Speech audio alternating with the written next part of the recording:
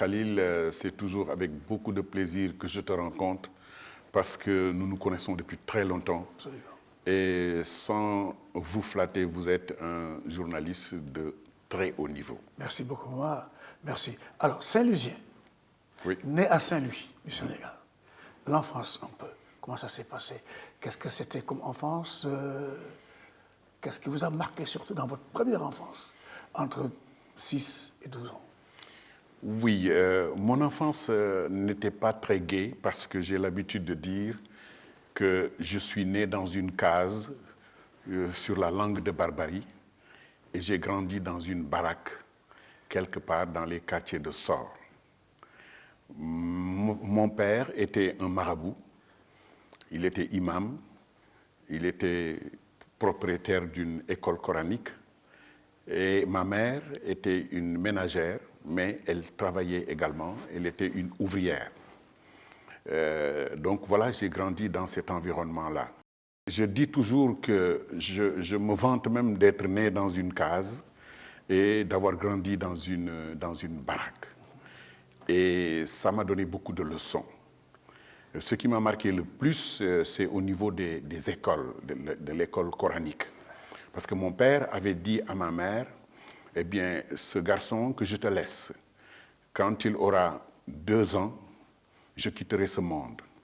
Mais fais tout pour l'envoyer à l'école coranique d'abord, avant de l'envoyer à l'école française. Comme ça se faisait à Saint-Louis? À Saint-Louis, c'était une tradition. Et effectivement, c'est ce qui a été fait. J'ai commencé le Coran chez Serigne Youssou Diop, à Ndartout. Et ensuite, mon père avait dit il suffisait que je puisse lire et écrire pour que le Coran puisse entrer dans mon corps. Et c'est ce qui s'est passé. J'ai étudié le Coran jusqu'à la sourate Ar-Rahmanu alam al-Qur'an. Et ensuite, nous avons déménagé à Sor et j'ai arrêté. Mais c'est moi-même qui ai étudié le livre saint en entier, moi-même. Pas au niveau de la... Donc, une enfance sur des fondements solides, comme ça se faisait à Saint-Louis. Exactement.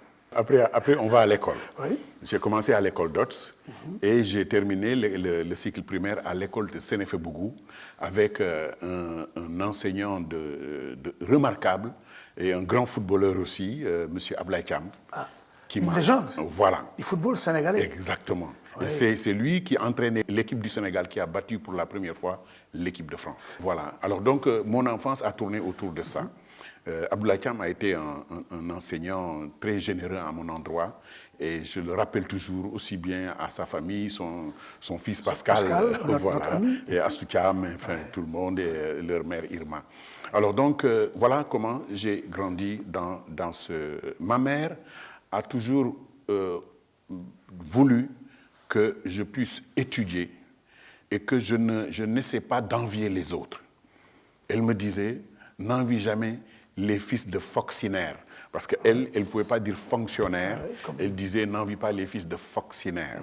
Alors donc, j'ai toujours travaillé avec les moyens que j'avais et voilà comment je suis, à partir de Sénéfé-Bougou, je suis entré au CEG de la Réunion-Ville, ensuite je suis allé à l'École nationale des cadres ruraux et ensuite, ainsi de suite, on y reviendra peut-être. Je suis sûr qu'en tant que Saint-Lusien, votre contact avec la nature n'a pas commencé à l'école des cadres ruraux.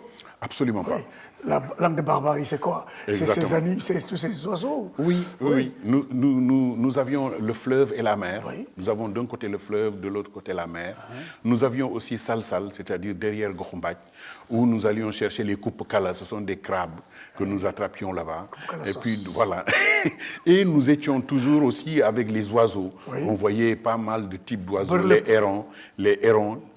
Oui, voilà, exactement, les babakars, c'est-à-dire voilà, c'est ce qu'on le martin pêcheur. Ensuite, il y a les hérons de toutes sortes, les aigrettes, il y avait aussi les cormorans, c'est le tchol qu'on appelle, voilà. Et voilà, et le ndiagabar qui est le pélican. Il y a le pélican blanc et le pélican gris. Il y en a beaucoup au parc du Djout. Eh bien, on vivait dans ce milieu-là. En tant qu'enfant, c'était quand même pour vous l'occasion de saisir la grâce, la dignité de ces animaux-là, de ces oiseaux, n'est-ce pas? Les animaux sont bien organisés. Très souvent, j'entends des gens dire Oh, nous ne sommes pas des animaux. Et ils le disent avec dédain. Mais je trouve que les animaux sont mieux organisés. Les animaux sont même beaucoup plus rationnels que les humains. J'ai l'habitude de dire que l'être humain est la créature la plus cruelle et la plus stupide sur Terre. Les gens me disent, mais qu'est-ce que tu racontes? Je dis oui, je le dis parce que vous n'avez jamais vu un cheval tuer un autre cheval. Vous n'avez jamais vu une vache tuer une autre vache. Les espèces ne s'entretuent pas. Il n'y a que l'être humain qui tue son semblable et gratuitement, ou qui en tue des centaines, voire des millions. Regardez les guerres. Vous ne verrez jamais un troupeau de moutons quitter Pékin pour aller se battre avec un troupeau de moutons qui se trouve à la Médina. Jamais. Ça, c'est la stupidité de l'être humain. La cruauté de l'être humain, c'est quoi encore? C'est que l'être humain tue tout ce qui vit sur Terre. Et même lui-même. C'est ce que je viens de dire. L'être humain tue tout. Prédateur. Tout ce qui vit sur Terre, eh bien, est massacré par l'être humain. C'est donc ça. Il y a également un autre aspect. Vous ne verrez jamais deux animaux de même sexe s'accoupler chez les animaux.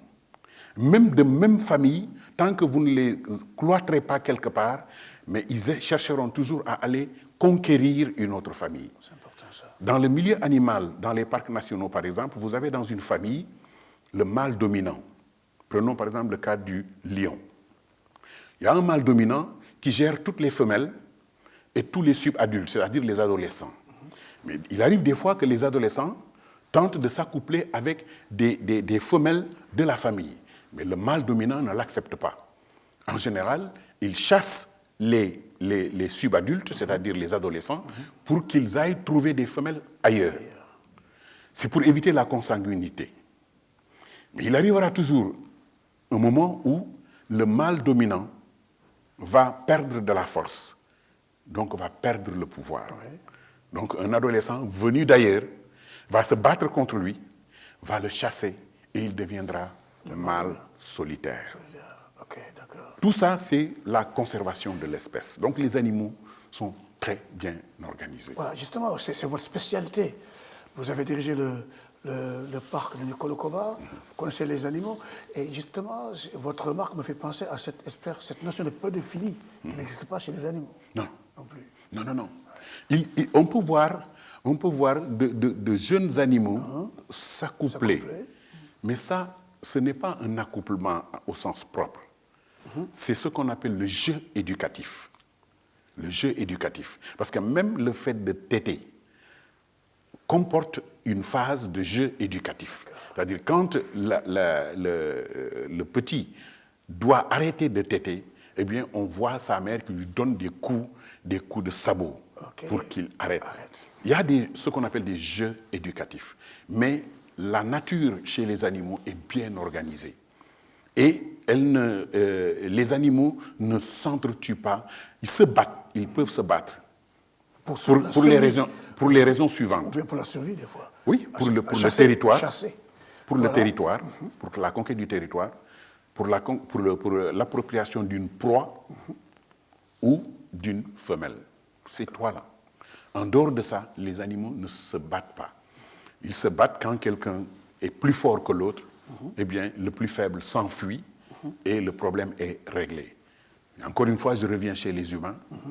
C'est un humain que tu peux voir poignarder un autre humain sans même savoir pourquoi. Donc, il faut que les gens arrêtent de mépriser le monde animal.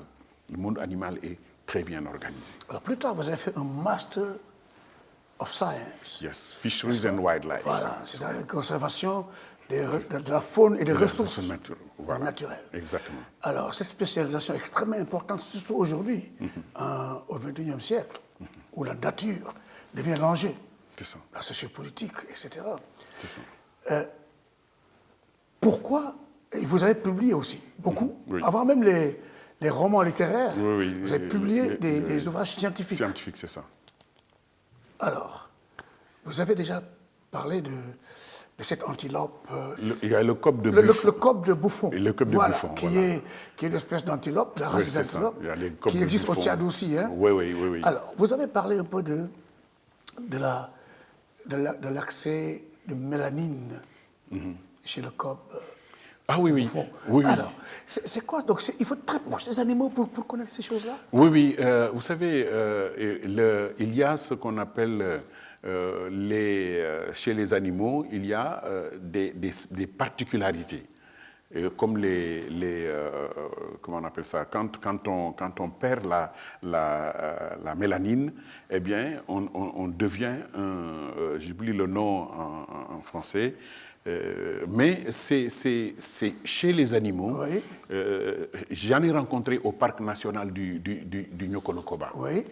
J'étais dans la zone de la Kuluntu et un jour, je vois un cob. Oui. Le cob devait être de couleur rousse. Oui. Voilà. Et noir. moi, je vois quelque chose de noir. J'étais étonné, j'ai pris mon appareil photo, je suis descendu de l'entrevert et j'ai marché vers ce cob-là et je l'ai photographié. Je l'ai photographié et j'ai envoyé la photo ici à l'IFAN et l'IFAN l'a publiée dans Notes africaines à l'époque. C'était dans les années 74-75. Mais ça, c'est quelque chose d'extrêmement rare.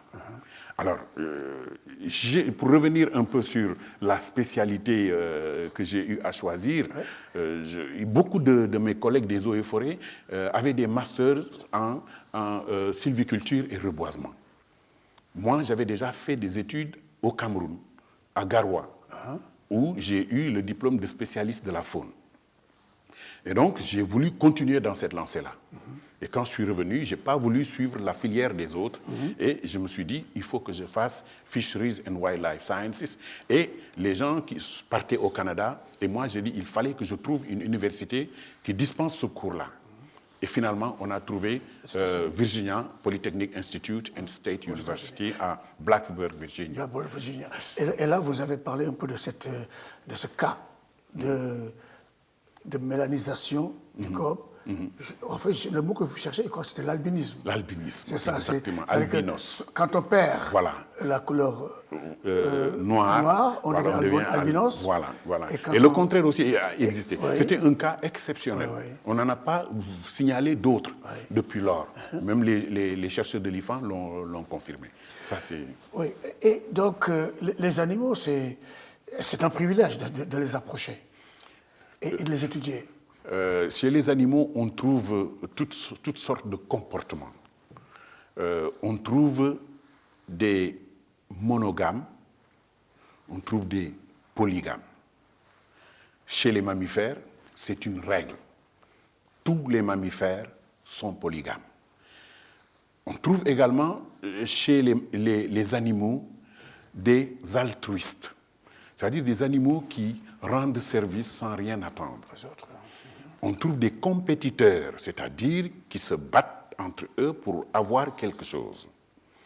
Et on trouve des mutualistes qui se rendent service mutuellement. Quand, par exemple, vous voyez un oiseau qui est sur une vache et qui prend les insectes, les tiques, qui les prélève, donc il se nourrit de ces tiques-là et il débarrasse l'autre animal de ces tiques. Donc, chacun en tire quelque chose, les mutualistes. Il y a des comportements chez les animaux qu'on ne retrouve même pas, qu'on aimerait bien trouver chez les humains. C'est ce que j'ai dit tout à l'heure, le fait de s'entretuer gratuitement. Il peut arriver maintenant qu'un animal, un prédateur, attaque sa proie et au lieu de tuer une ou deux proies, il en tue 10. Ça, c'est des cas exceptionnels qui peuvent arriver, mais c'est très rare.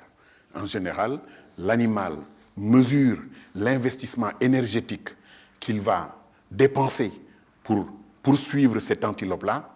Il préférerait poursuivre une antilope fatiguée, malade, qu'un gros buffle qui va le pousser à investir beaucoup d'énergie sans être sûr de pouvoir l'attraper. Donc tout ça, c'est de la philosophie chez les animaux. Alors, Momar Gueye, vous marquez l'environnement, les animaux, quelqu'un comme vous qui avez vécu, qui avait étudié justement ces domaines, comment voit-il la situation de l'environnement au Sénégal aujourd'hui? Les arbres qu'on coupe, les ordures, le comportement humain dans la rue, etc. Quel est votre jugement rapidement? Vous savez, nous, quand on entrait dans le corps des eaux et forêts et des parcs nationaux, le milieu naturel était considéré comme un sanctuaire. Et d'ailleurs, au Sénégal, nous sommes habitués à entendre bois sacré. C'était comme un sanctuaire. Surtout les parcs nationaux. Les parcs nationaux étaient respectés par tous. Au Nyokolokoba, vous m'avez trouvé là-bas, oui, dans les années 70 Absolument. Et quelques. Oui, oui. Nous n'osions pas ramasser les fruits sauvages qu'il y avait, qui tombaient. Nous nous sentions obligés de les laisser là-bas pour les singes et les autres animaux. C'est pourquoi ces temps-ci, quand j'ai entendu que des agents des parcs nationaux ont ouvert le parc du Nyokolokoba à des exploitants d'or, et ils ont violé la sacralité du parc national du Nyokolokoba, j'avais très mal. J'avais très mal parce que nous, on n'a jamais pensé à ça. Même les animaux morts qu'on trouvait, eh bien, on les laissait sur place. Une zone protégée, c'est un sanctuaire. Et au niveau des eaux du Sénégal, il y a les forêts classées, il y a les parcs nationaux, il y a les réserves de faune, etc. Et ma foi, ça a toujours été respecté. Il est vrai, l'administration de l'environnement est en train de faire beaucoup d'efforts au niveau des parcs nationaux, les aires marines protégées, les parcs des oiseaux, etc. Au Ferlo, là-bas, il y a un parc où des animaux du désert, c'est-à-dire des oryx, sont élevés en grand nombre maintenant. Tout ça, c'est des efforts qui ont été faits. Maintenant, l'autre aspect de dépravation de l'environnement, c'est la coupe des arbres. Ce qui peut faire disparaître le monde animal, c'est la destruction de l'habitat. Et la destruction de l'habitat, ce sont les feux de brousse, ce sont les coupes des arbres qu'on fait particulièrement en Casamance. Il y a eu un moment où vous avez entendu parler de Bofa et Bayotte, où des gens ont été tués par d'autres parce qu'ils étaient en train de couper des arbres. Quand on m'a interrogé, j'ai dit, je ne justifie pas, mais je comprends. Parce que ceux-là qui sont probablement les auteurs de cette tuerie ont vu des arbres que leurs grands-parents avaient plantés en même temps que les eaux et forêts dans les années 30. Et ils ont vu que, brusquement, des vagues de personnes arrivent avec des tronçonneuses et se mettent à les couper en 2 temps, 3 mouvements pour les mettre dans des camions et les emporter. Mettons-nous à leur place. Ça ne justifie pas ce qu'ils ont fait, mais ça se comprend. Il faudrait que les gens apprennent à respecter le monde animal, à respecter l'habitat du monde animal. Parce que les animaux sont utiles. Chaque animal joue un rôle dans l'écosystème. Mais justement, quel est l'impact d'un environnement riche en arbres, en oiseaux, en animaux pour un pays? L'existence des animaux constitue un indicateur de la qualité de l'environnement. Et de vie. Et de la vie. Quand vous voyez des oiseaux, beaucoup d'oiseaux quelque part, quand vous voyez des papillons, quand vous voyez des libellules, quand vous voyez, après la pluie, vous entendez les crapauds qui se mettent à croisser comme ça, cela veut dire que l'environnement est sain. Mais quand l'environnement est pollué, vous ne voyez pas tout ça. Donc c'est des indicateurs. Je crois que notre rôle, c'est d'accompagner, de nous laisser accompagner par ces animaux-là en respectant leur habitat. C'est très important. Aujourd'hui, le parc de Hann, allez-y là, à pareille heure, mais il est envahi par des gens qui font du footing, qui font du sport, etc. Parce que simplement, c'est un réservoir d'oxygène. Si vous sortez de là-bas, vous n'avez pas une verdure pareille à Dakar. Vous pouvez courir le long de la corniche. Bon, vous avez de fortes chances d'avaler de la pollution des véhicules, mais au niveau du parc d'Anne, vous êtes sûr que les arbres sont là et ces arbres-là produisent de l'oxygène et vous avez une chance d'avoir une qualité d'air beaucoup plus élevée. Alors, plusieurs années après le Niokolo-Koba, vous êtes le responsable du projet agroforestier de Diourbel. Oui. Alors là, vous êtes arrivé, un projet sur l'environnement, mais quand même que vous avez tellement bien mené jusqu'à ce que vous jusqu'à amener les paysans, les fermiers à avoir une vie meilleure. Vous avez créé des banques rurales et nous avons filmé à l'époque. Nous avions même vu que dans certaines maisons des villages, il y avait des meubles beaucoup plus jolis que ce qu'on trouvait à Dakar. Exactement. Des télévisions et tout. Alors parle-nous un peu de ce projet. Comment ça s'est passé au début? Bon, ce projet a Il y avait des problèmes aussi. Oui, c'est ce que j'allais dire. On commence par les problèmes. Voilà. Alors, ce projet était un projet qui avait des moments de joie et des moments de tristesse. Des moments, on va commencer par les moments de tristesse. Voilà. Parce que quand on m'a affecté là-bas, bon, c'était un projet qui était financé par le FIDA, la BOAD et l'État du Sénégal. Et quand je suis arrivé, pratiquement tout était arrêté et le projet allait terminer ses 5 ans sans que quelque chose de significatif soit fait. Donc les bailleurs de fonds ont menacé l'État du Sénégal en leur disant, bon, on va retirer le financement. Donc on m'a envoyé en catastrophe. Bon, j'ai essayé avec les gens que j'ai trouvés là-bas, j'ai essayé de redresser la situation, j'y suis parvenu. Et le bailleur, le FIDA et la BOAD ont accepté de financer la deuxième phase avec une enveloppe de 8 milliards. Et malheureusement, dans ces circonstances, il y avait des élections qui arrivaient, élections présidentielles, et mon ministre de tutelle m'a appelé pour me dire, bon, qu'est-ce que vous avez prévu pour les élections? Je dis non, quelles élections? Je n'ai rien prévu. Il me dit non, vous savez, c'est des élections, il faut contribuer, etc. Je dis ah non, moi je ne peux pas contribuer. Il me dit, ah, vous ne savez pas que c'est moi qui vous ai mis là-bas. Je dis oui, peut-être que c'est vous qui m'avez mis là-bas, mais je ne peux pas faire ça. Et il m'a viré. Il m'a viré. Bon, les bailleurs de fonds ont bloqué le projet, ça a traîné pendant 6 mois, etc. Et finalement, bon, ça a fini au Conseil d'État, voilà. Et finalement, bon, le Conseil d'État a annulé. A annulé l'acte du ministre pour abus de pouvoir, etc. Et finalement, bon, on m'a remis là-bas. Et là, après, ça s'est très bien passé. Nous avons pu encadrer les populations dans plusieurs domaines, dans le domaine de l'alphabétisation, dans le domaine du maraîchage, dans le domaine du reboisement et même au niveau des activités génératrices de revenus. Et il y a le village de Daroufanaï qui a démarré son périmètre maraîcher, parce qu'on avait construit des forages, on avait construit pas mal de pistes de production. Voilà. Et vous avez vu tout ça. Alors, donc, ils ont commencé avec 1 million, investissement 1 million, et ils ont fait un bénéfice de 14 millions. Ils ont investi 1 million, ils ont eu 14 millions. Daroufanaï Diop. Et c'était quelque chose d'extraordinaire. Et les autres ont suivi.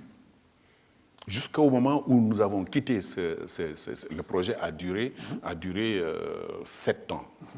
A duré 7 ans.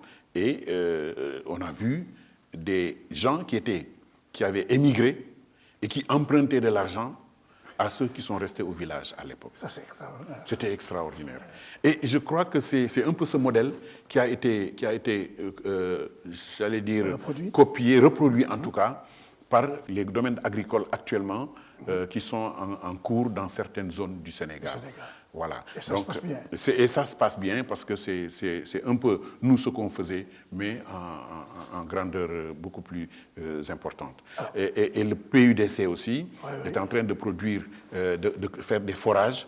C'est exactement ce que nous, on faisait, mais eux, ils ont beaucoup plus de moyens, évidemment, pour le faire. Je crois que c'était un projet qui était très bien conçu. Bon, même si, à un moment donné, ça a failli trébucher, mais bon, par la grâce de Dieu... Le résultat final était magnifique. Voilà, et quand on a fini, les populations nous ont convoqués là-bas, au niveau de Baba Garage, et ont organisé une grande fête, pour nous rendre hommage, etc. Et le conseil régional que dirigeait le président Falilou Mbaké, eh bien, nous avait offert, donné un diplôme, et ça a été quelque chose qui nous a fait beaucoup plaisir. Oui, je me souviens, nous, on avait devant notre caméra les femmes qui chantaient. Voilà, exactement. Voilà, c'est ça. Oui. Pour elles. Exactement. Alors, vous avez été, pour vos travaux, pour l'État du Sénégal, pour le pays, pour le Sénégal, vous avez été décoré plusieurs fois. C'est ça. Abdou Diouf, déjà en 83. Oui. Président Diouf. Président Wade. Oui. Président Sall. Et j'ai eu une chance inouïe. Je remercie le bon Dieu pour ça. Les 4 présidents, Senghor ne m'a pas décoré, mais Senghor m'a reçu plusieurs fois. Parce que Senghor aimait bien le parc national du Niokolo-Koba que je dirigeais. Il avait des cases présidentielles au poste de Niokolo à l'époque. Et Philippe Senghor venait là-bas à bord d'un avion. Il venait avec le colonel Lam, Doudou Lam, là, qui était un grand pilote, etc. Il venait là-bas. J'ai eu à connaître même Guy Wali, l'autre fils de Senghor. Je l'ai rencontré là-bas au Niokolo-Koba. Donc, à l'époque, Senghor aimait bien le parc et il me recevait. Et j'avais 24 ans. 24 ans. Une fois d'ailleurs, il m'a reçu et à un moment donné, il semblait pressé, il voulait partir. Je lui ai dit, Monsieur le Président, je n'ai pas fini. Aujourd'hui, je n'aurais pas osé faire ça. Mais je lui ai dit ça parce que... Bon, la jeunesse. Après, il m'a dit, bon. Après, il est resté. Il devait aller en conseil, en réunion du bureau politique du Parti socialiste à l'époque. Et d'ailleurs, j'ai une coupure de journal où, à l'époque, quand on était reçu par le président, c'était annoncé à la télévision. Le président de la République a reçu en audience plusieurs personnalités, parmi lesquelles on note. Eh bien, mais une personnalité, Momar Gueye, il avait 24 ans, mon vieux. Je n'y croyais même pas. Donc, voilà. C'était beau. C'est ça, c'était beau. C'était beau. Et j'aimerais bien, si j'avais à conseiller, j'aurais conseillé cela. C'est-à-dire quand on reçoit des personnalités, pour que les gens sachent au moins que le président écoute d'autres personnes, qui ne sont pas les officiels, les fonctionnaires qui sont là-bas au palais ou quelque chose comme ça, mais qu'il reçoit des gens qui sont dans le milieu populaire et qui puissent lui dire exactement les préoccupations et qu'il l'annonce. Je crois que ce serait une excellente chose. Alors, rapidement, avant de passer à un autre aspect de votre vie professionnelle, Diouf, comment était-il par rapport à l'environnement? Diouf n'était pas très sensible à l'environnement. Ça, c'est mon point de vue. Wade Wade, il l'était un peu plus. Il l'était un peu plus. Donc Senghor les a battus, quoi. Senghor, parce que moi, je n'ai jamais vu Diouf au Niokolo-Koba. Je n'ai jamais vu Wade au Niokolo-Koba. J'ai vu Senghor au Niokolo-Koba. Et j'ai vu le président Macky Sall au Niokolo-Koba. Donc Sall aussi. Donc Sall comme Senghor. Voilà, exactement. Intéressé par le Niokolo-Koba. Voilà, par l'environnement. Exactement. À quelle importance de l'intérêt que les leaders d'un pays peuvent porter à l'environnement? Vous savez, quand un président donne l'exemple, moi j'ai vu le président de Chine planter des arbres, pelle à la main. Le ministre d'Éthiopie. Voilà. Et il y a un engouement que ça crée. Regardez le Cleaning Day. Quand le président est sorti avec son râteau, avec son balai, mais tout le monde s'est dit, tiens, attention, si le président fait ça, ça veut dire que c'est extrêmement important. Et donc, si lui, il visitait les parcs nationaux, s'il passait quelque temps pour montrer l'importance, pour rendre une certaine visibilité à ces parcs nationaux, ça va créer un déclic, c'est clair et net. Et ça, moi, je le souhaite beaucoup. que le président de la République, les officiels, puissent accorder de l'importance à cela. Parce que très souvent, quand on est à l'arrière-pays, on ne se rend même pas compte de ce qui se passe ici. Oui. Et je pense que la nature, c'est quelque chose de fondamental. Même dans les livres saints, on parle de l'importance de l'arbre. J'ai un verset que je récite très souvent pour montrer l'importance de l'arbre et de la nature d'une manière générale. Tu as fait le Coran comme moi à Saint-Louis. Inna sabbabna al-ma sabban, summa shaqqaqna al-arda shaqqan, wa anbadna fiha habban, wa innaban wa qadban, wa zaytunan wa nahlan, wa khada'iqa ghulban wa fakiyatun wa abba, mata'an lakum wa li an'amikum. Et ça, c'est dit dans le Coran, Suratul Abbasa. Le Coran dit, c'est moi qui fais tomber l'eau du ciel. C'est moi qui arrose le sol et qui fait germer la graine. Et pour vous produire telle espèce, pour vous et pour les animaux qui vous accompagnent. Donc ça englobe tout. Ensuite, l'importance de la nature, toujours dans le Coran, est répétée quelque part. وَجَعَلْنَا مِنَ الْمَاءِ كُلَّ شَيْءٍ حَيٍّ. J'ai fait d'eau toute chose vivante. C'est quoi ça? C'est la nature. Et ensuite, Dieu a encore dit dans le Coran, وَمَا مِن دَابَّةٍ فِي الْأَرْضِ إِلَّا عَلَى اللَّهِ رِزْقُهَا وَيَعْلَمُ مُسْتَقَرَّهَا وَمُسْتَوْدَهَا كُلٌّ فِي كِتَابٍ مُبِينٍ. Il dit que tout ce qui vit, tous les animaux qui existent sur terre, j'ai prévu leur nourriture et leur abri. Il a prévu ça. Maintenant, vous me direz, ah non, mais attention, il y a des gens qui meurent de faim, etc. Mais ça, c'est dû à la mauvaise répartition et au gaspillage. J'ai lu dans les ouvrages là, que 40% de la nourriture mondiale est jetée chaque année, 40%. Donc c'est du gaspillage. Mais sinon, si tout était utilisé rationnellement, bien réparti, il n'y aurait aucun problème. Donc la nature, c'est très important. Alors la nature, je pense au sous-préfet au champ, n'est-ce pas? La nature est là, elle est présente chez vous, Momar Gueye. Elle vous guide un peu dans votre comportement quotidien. Elle vous a mené à écrire aussi. C'est ça. Vous avez beaucoup écrit.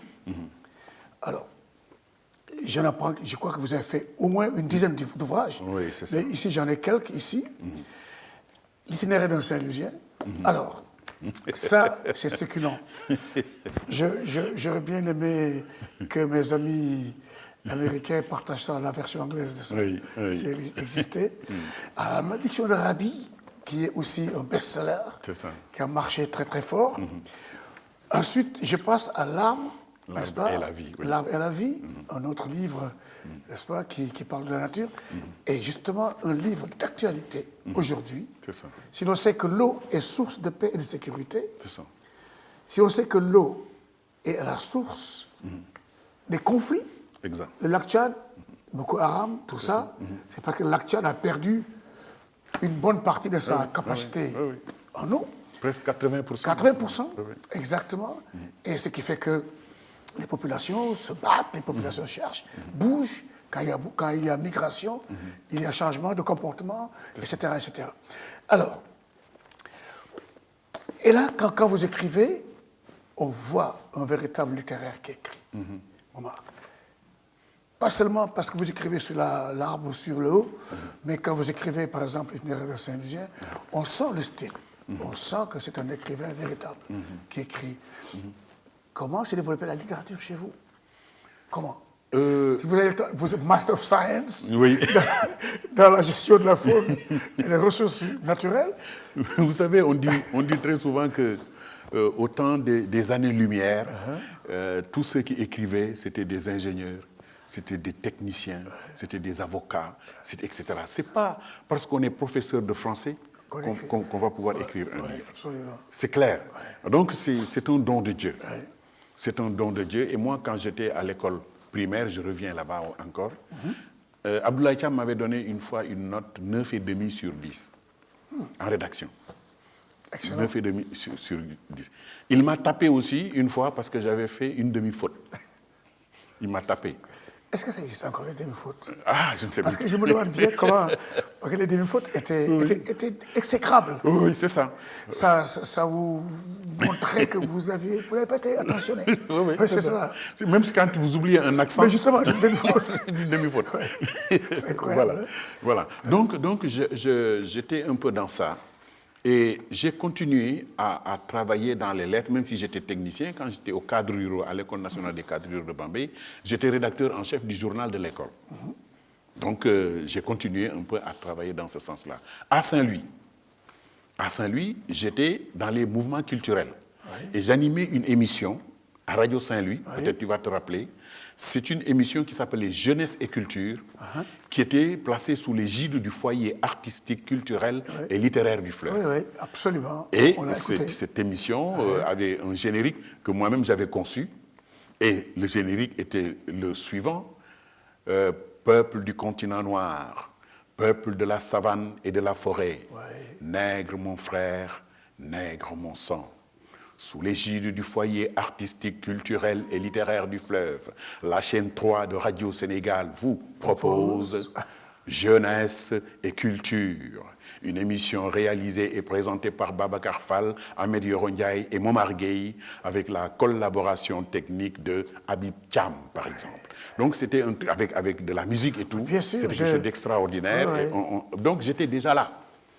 C'est pourquoi quand j'ai commencé à écrire, il y a des gens qui étaient des littéraires, voilà, ou des professeurs qui se disent « Ah, celui-là, c'est un militaire. C'est un militaire, voilà. Qu'est-ce qu'il vient faire ici, etc. » Ils ne savent pas que je les ai précédés dans le milieu culturel. Saint-Louis du Sénégal. Heureux. Ah. je le reprends ici à l'antenne. Heureux. Oui. Ça veut dire quoi? Heureux est un personnage emblématique de Saint-Louis. Et il n'aimait pas ce son-là, heureux. Oui. Dès qu'à côté de lui, vous disiez heureux, et il vous attaque. Oui. Et c'est pas pourquoi. Et là, je ne vous coupe pas. À chaque fois qu'on voyait heureux, on avait envie de tousser. Absolument, absolument. Et il y avait d'autres comme ça. Il y avait Baïgalaï qui était là-bas. Il y avait Grand Ins. Grand Ins, effectivement. Et Grand Ins, une fois, il y a une anecdote. Grand Ins était au tribunal avec son ami qui avait été attrait là-bas. Alors il vient, il reste tranquille. Et son ami, on l'appelle, il va à la barre. Et le président lui dit, bon, levez la main droite et dites, je le jure. Et Grand Ins saute de sa place et lui dit bul yëkkati ñoom ñëpp ñoo yem da lay dugal laa la wax boo yëkkatee mu dugal la. Ça c'était Grand Ins. Oui. On a vu Grand Ins. On a vu Grand Ins. Oui. On a vu ce menuisier qu'il était. C'est ça. C'est ça. Exactement. Avec son béret. Voilà, et son sac de sport. Son sac de sport. Oui. Et ça c'est Saint-Louis. C'est les rues du quartier sud. C'est ça. N'est-ce pas? Et Grand Ins, heureux. Et il y avait Baïgalaï aussi. Baïgalaï. Alors Baïgalaï, c'était quand même un phénomène saint-louisien. C'est ça. Intelligent. Oui, tout à fait. Intelligent. Tout à fait. On raconte que quand Senghor est arrivé à Saint-Louis, Baïgalaï était à la Oui. Senghor arrive à Diolofène. Oui. Baïgalaï était là. Oui. Senghor arrive à la place Faidherbe. Baïgalaï était là. Senghor se tourne devant le gouverneur et dit au gouverneur, il y a combien de Baïgalaï à Saint-Louis? Exactement. Ah oui, c'est vrai. Et il prenait la parole et on lui donnait la parole. Moi, à chaque fois que j'ai lancé des livres à Saint-Louis, il était là. Il était là, au même titre que toutes les autres personnalités, comme El Hadj Abdoul Majib Diop, etc. Majib Diop, alors, donc, qui vient prier pour ouvrir justement le lancement de ton livre. Oui, parce que c'était un ami de mon père. Et mon père était quelqu'un qui, dit-on, était quelqu'un d'extraordinaire, parce qu'à chaque fois qu'il disait quelque chose, ça se réalisait. Et il m'a dit, lui, El Hadj Abdoul Majib Diop, il m'a dit, ton père m'avait dit que Saint-Louis allait finir dans ma main. C'est-à-dire, ndar ci sa loxo lay mujj. Et quand mon père lui disait ça, c'était en 1944. Et il disait que non, le vieux, bon, il commence à divaguer, etc. Mais En réalité, quand on l'a nommé imam ratib, et quand on l'a nommé également Kadi de Saint-Louis, c'est-à-dire le juge musulman de Saint-Louis, il s'est dit, voilà ce que disait. C'est pourquoi, lui, à chaque fois que j'organisais quelque chose, il venait prier pour moi, parce qu'il me dit, ça, je le dois à ton père. Saint-Louis avait des icônes comme ça. Oui, effectivement. Saint-Louis avait aussi, à tous les niveaux. Oui, oui. Les enseignants, il y avait des inspecteurs de l'enseignement qui étaient des stars. Insa Koulibaly, oui, oui. par exemple. Oui, il y avait Insa Koulibaly, il y avait Mokodou Ndiaye. Qui était le directeur de l'école de Lefebvre. Voilà. Oui, et qui avait renvoyé son fils Babacar de l'école de Lefebvre. Parce qu'il a surpris Babacar avec un bâton en train de chercher à le remplacer dans la classe. Ah, d'accord. La vision. Voilà. Puis il dit, ah bon, allez, il le renvoie. Et c'était son fils. Donc il était... Et qui est devenu maire de Saint-Louis aussi. Maire de Saint-Louis. Et je me souviens, il est devenu maire de Saint-Louis dans les années 60. C'est ça. Je crois. On était tout petits. Oui. Mais il y avait aussi la soul music qui s'est développée à Saint-Louis. C'est ça. Et il y avait une coiffure qu'on appelait coiffure table C'était une coiffure comme ça, avec une table. Et c'était le style des Noirs américains. C'est vrai. Il a laissé des traces vraiment à Saint-Louis. Des traces heureuses, vraiment. Oui, sur Saint-Louis, sur la langue de Barbarie. Oui, tout à fait. Tchakadjaï, Saint-Santiba. Tout à fait. Tout ça, c'est des endroits mythiques de la ville qui ont contribué un peu à notre formation. Absolument. Et j'aimerais si nos enfants pourraient en profiter aujourd'hui. Ben, il faudrait qu'ils fassent un effort. Alors, la malédiction de Rabi. Oui. Alors, ce roman a été plébiscité, si je peux m'exprimer ainsi. Il a été reçu avec des critiques très très positives. C'est ça. N'est-ce pas? Et est-ce que le film est en vue? Je sais que quand je l'ai donné à Tata Annette Mbaye, que Dieu lui donne longue vie,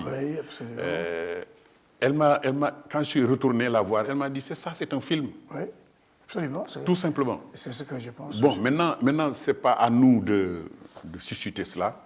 Il appartient aux producteurs de voir. Scénariste. Et c'est un roman que la jeunesse aime beaucoup. J'ai été invité dans presque... Oui, j'ai vu plusieurs villes du Sénégal. Voilà. Ici, à Mariamaba, à Louga, au lycée Malik Sall. Eh bien, ils ont monté une pièce de théâtre et c'était émouvant. Ils font ici aussi, à Dakar, ils l'ont fait à Seydou Nouroutal, ils ont fait ça à Mathurin Diop, etc. Ils ont monté des pièces de théâtre et ils ont gagné même des prix avec ça. Excellent. Alors donc, c'est un livre aussi qui a été nominé au Grand Prix du Président de la République en 2017. Et on l'a donné aussi en sujet d'examen au bac scientifique sans qu'il soit au programme. Ah, d'accord. C'est un peu l'occasion... Ça veut dire que les gens l'ont lu. Voilà. Et donc, c'était ça. Voilà. Et donc, moi, c'est ça, c'est que la liste des livres au programme, ça devrait évoluer progressivement. Effectivement. Mais c'est toujours les mêmes. Sous l'orage, etc. Une discussion avec quelqu'un comme Racine Senghor pourrait ouvrir des portes. Exactement. Pour justement, classroom use, comme on dit en anglais, des livres écrits par des gens qui sont encore là et qui ont vécu les réalités, qui les connaissent. Tout à fait. Alors, l'illustration. Moi, j'adore l'illustration de l'arbre et la vie. Et je vois ici ton fameux point d'arbre qu'on se dispute, toi et moi. Je dis toujours, à chaque fois que vous lisez un livre, vous ne voyez pas Saint-Louis, c'est pas moi. Oui, et ça c'est beau. Oui. C'est comme ça, c'est comme les images chez moi aussi. Exactement. Le point d'arbre et tout ça, la course de pirogue, les régates et tout ça. Tout à fait. Pourquoi avoir choisi justement cette façon d'illustrer ce livre-là? Parce que c'est destiné essentiellement aux jeunes, à la jeunesse. Aux plus jeunes, aux enfants. Oui, c'est pour... D'ailleurs, l'arbre raconté aux enfants. Voilà. Et c'était tout simplement l'arbre raconté aux enfants. Quand j'ai donné le manuscrit à un illustre instituteur, M. Moreau, Adam Fali Moreau, de Saint-Louis, quand il l'a lu, il m'a dit, mais Momar, ce n'est pas seulement aux enfants que ce livre est adressé, c'est aussi aux adultes. Donc j'ai ajouté aux enfants et aux Aux adultes. adultes, oui, j'ai vu. Voilà. J'ai vu. Parce que l'arbre a déjà parlé dans les livres de Senghor C'est ça, et de Sadji. Tout à fait. Dans Le Lièvre. exactement. Et l'arbre est toujours considéré chez nous comme un élément de la société. Exactement. Là-bas, pas l'arbre, on s'assoit là-bas. oui, oui.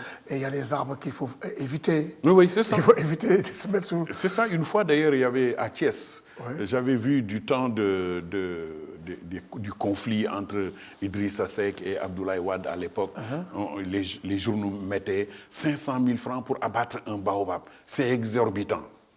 Mais on peut donner 5 millions pour abattre un arbre.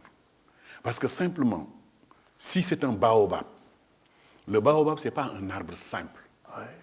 Il y a des esprits qui habitent ces arbres-là. Si vous essayez de faire le moderne et d'affronter des arbres comme ça, vous risquez d'y laisser des plumes. Moi, au projet agroforestier de Diourbel, justement, il y avait un périmètre qu'on nous avait donné pour recevoir pour qu'on y fasse du maraîchage. Eh bien, avant de toucher à ce terrain-là, j'ai rassemblé les vieux du village et je leur ai dit, dites-moi les arbres que je peux abattre et les arbres que je ne dois pas toucher. Absolument. Ah, ils m'ont dit, vous pouvez abattre ça, mais ça, Il ne non. faut pas y toucher. Voilà. Et donc ça, c'est une réalité. Oui, la réalité qui fait la vie de dans nos cultures. Exactement. Ici. Exactement. Ce livre, il est d'actualité, je l'ai dit, Oui. d'actualité vraiment, et il est à la fois littérature et scientifique, n'est-ce ça. pas? Livre littéraire et scientifique. C'est ça. Et comment voyez-vous le comportement des Sénégalais aujourd'hui par rapport à l'eau? Ben, les Sénégalais ne respectent pas l'eau. Le Sénégalais gaspille l'eau. Vous voyez dans les maisons simplement, combien de fois vous entrez dans une maison ou bien dans un établissement public, vous voyez que ça coule partout. Eh bien, c'est du gaspillage. Ça existe. Et ensuite, la pollution, les mares et autres, on déverse n'importe quoi là-dedans. Vous avez vu même l'océan. C'est des millions de tonnes de plastique qu'on jette en mer. Maintenant, même les poissons en mangent. On en a vu des exemples. Donc, il faudrait que les gens fassent attention. Nous avons encore de l'eau, beaucoup d'eau, même en profondeur. Mais si l'on ne prend pas garde, eh bien, nous risquons de connaître une période où l'eau va manquer à tout le monde.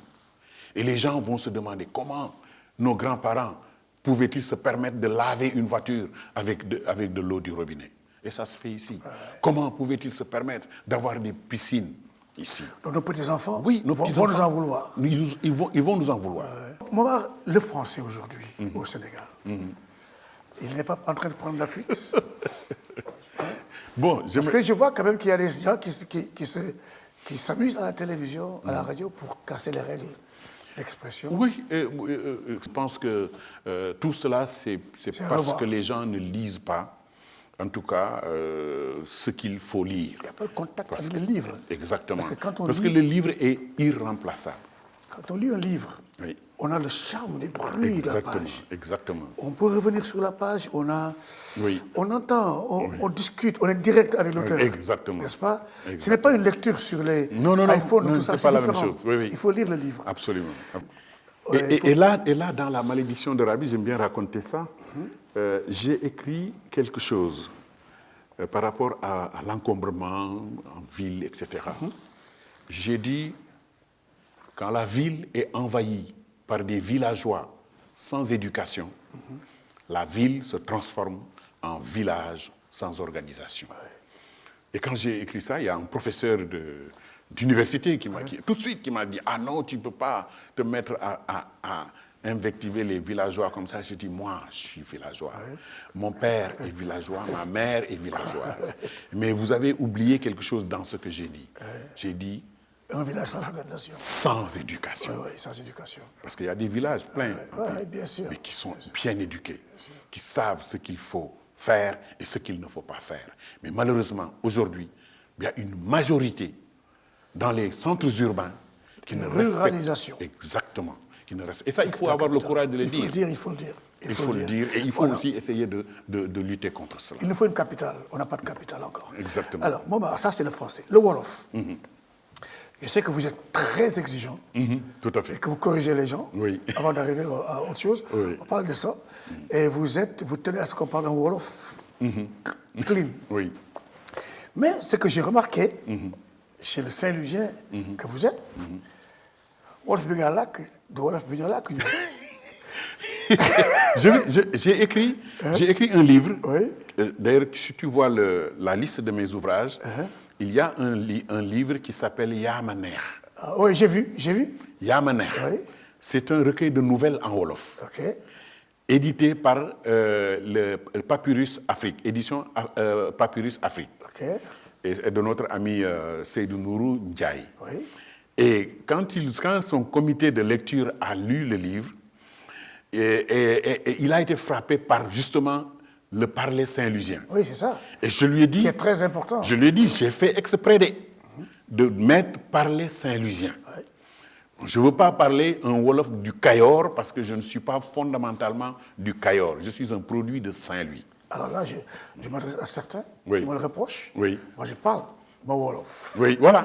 Mon accent de Saint-Louis. Exactement. Et je crois qu'il faut tous les Wolofs pour créer un Sénégal riche. Oui, et c'est moi, ça. je garde mon Wolof de Saint-Louis. C'est ça, mais il y a le Wolof du Saloum. Le Wolof du Saloum. Oui. Le Wolof standard. Les Walo Voilà, aussi, ils ont effectivement. leur Wolof.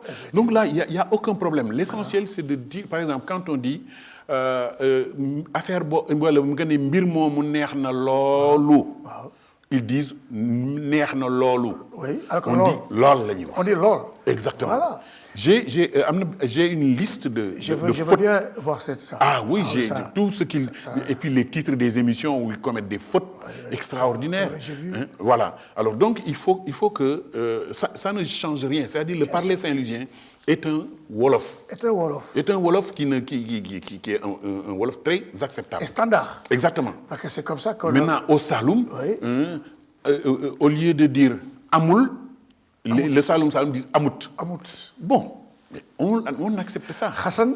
Voilà, Hassan. voilà, c'est ça. Voilà. Oui, alors, donc, moi, je suis intransigeant sur la prononciation du Wolof et même sur la transcription du Wolof. Parce qu'il y a une loi et un décret portant orthographe et séparation des mots en Wolof. Donc, il faut que les gens respectent. Là aussi, je crois que l'État a un effort à fournir sur ça. Alors, Momar, nous n'allons pas terminer cette conversation sans parler de deux choses. D'abord, le pont Faidherbe. Daïdé, c'est écrit dessus, non C'était un pont qui était destiné au Danube. Après, oui, on a raconté ça. Nous, on en a hérité. Oui, exactement. Alors, ce pont Faidherbe avait joué un rôle très important dans notre enfance. N'est-ce pas? Je me souviens, quand on arrivait à Faidherbe, au lycée, en retard, monsieur, on s'excuse, on avait ouvert le pont. C'est pas que le pont a été ouvert qu'on est en retard. Alors que c'était des mensonges. À l'époque, il n'y avait pas tellement ces annonces qu'on fait aujourd'hui. bien sûr. Le pont sera ouvert. Le pont était aussi cette partie où il y avait la voiture et cette partie où il y avait ceux qui se rencontraient là-dessus.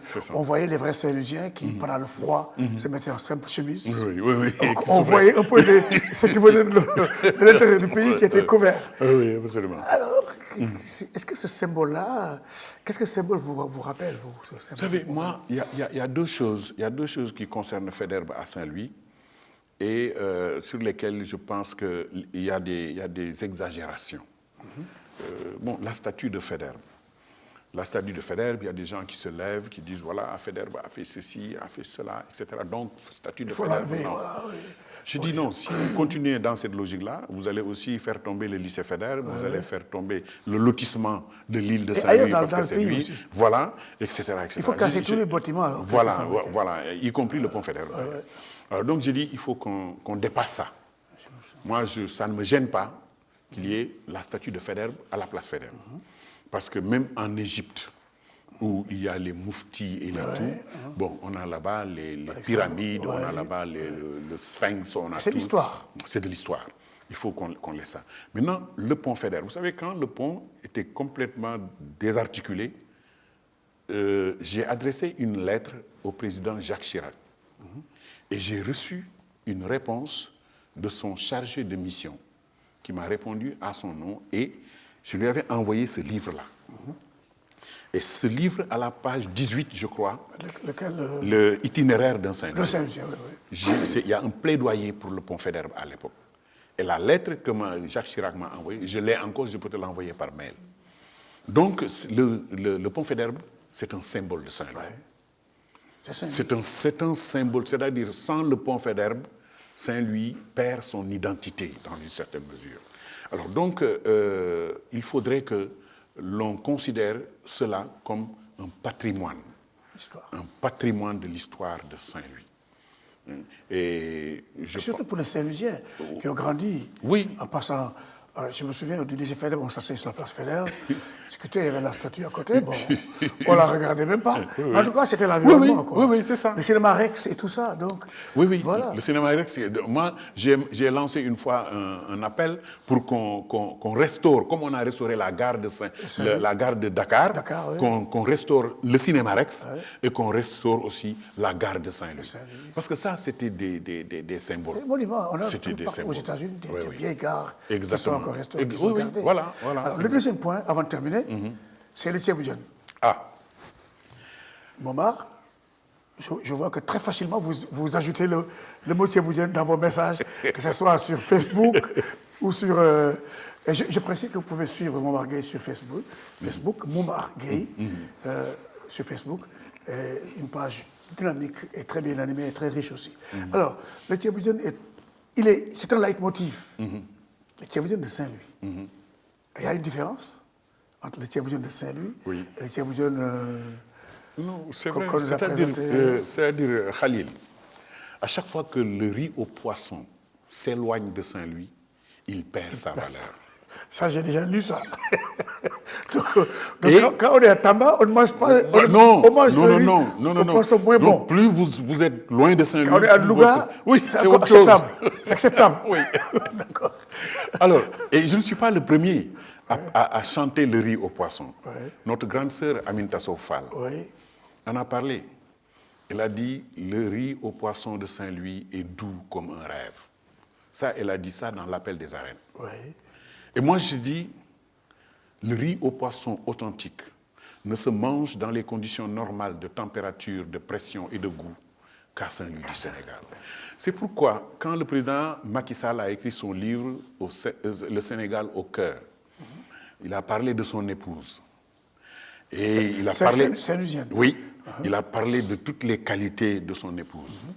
Donc lui, il nous doit des ristournes. Ah oui, absolument. Ah oui, parce que c'est Saint-Louis qui a produit cette perle qu'il a actuellement. Qui lui prépare le Thieboudiène. Qui lui prépare le Thieboudiène. Donc il doit une indemnité spéciale à Saint-Louis et aux Saint-Louisiens. Monsieur le Président, j'espère que vous avez entendu le message. Voilà. Donc ce riz au poisson est culturel.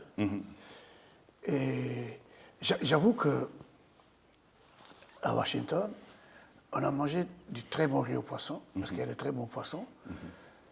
Mais certainement, pour le Saint-Louisien pur, il y a quelque chose qui reste quand même. Mais c'est les conditions de température. Ça ne peut même pas être la même chose. Parce que vous mangez du riz au poisson à Saint-Louis. Vous avez la fraîcheur de la mer. Vous avez le calme du fleuve. Vous avez du poisson de mer. Du poisson du fleuve du poisson d'embouchure. Oui, c'est vrai. Vous avez le sel là à Gandiol. Vous avez le riz à Richard Toll là. La tomate là-bas aussi. Le riz de la vallée. Mais exactement. Mais vous pouvez trouver ça où? En dehors de Saint-Louis. C'est pas la même chose. Encore une fois, le riz au poisson de Saint-Louis est doux comme un rêve, comme disait Aminta Sow Fall. Et moi, je confirme et j'affirme que le riz au poisson authentique ne se mange dans les conditions normales de température, de pression et de goût qu'à Saint-Louis du Sénégal. Koukouedi n'a qu'à venir le prouver. Rendez-vous donc à Saint-Louis du Sénégal, cher ami, pour un excellent riz au poisson. Exactement. Merci beaucoup, Momar Gueye. Merci Khalil. Merci. C'est tout le plaisir. Merci. On aurait pu faire plusieurs heures avec vous. Exactement. Vous reviendrez, j'en suis convaincu. Exactement. Et merci vraiment d'avoir accepté notre invitation.